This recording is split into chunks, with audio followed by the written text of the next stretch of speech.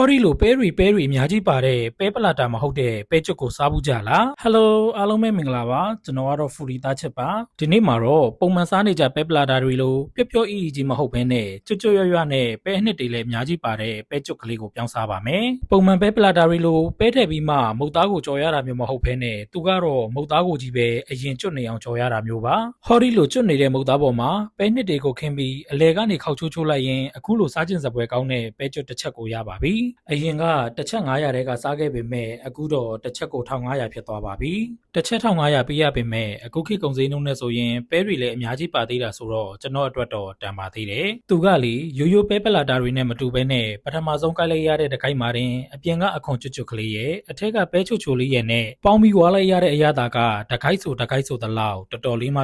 ကိုစားလို့ကောင်းပါတယ်ဒီပဲကျွတ်ကလေးကတော့ကျွန်တော်လှိုင်သာယာဘက်ကိုရောက်တုန်းကဝယ်စားပစ်ခဲ့တာလေးပါခုလိုပဲကျွတ်ကလေးကိုရောစားဘူးကြလားနောက်ဗီဒီယိုတွေမှာပြန်တွေ့မယ်တတာ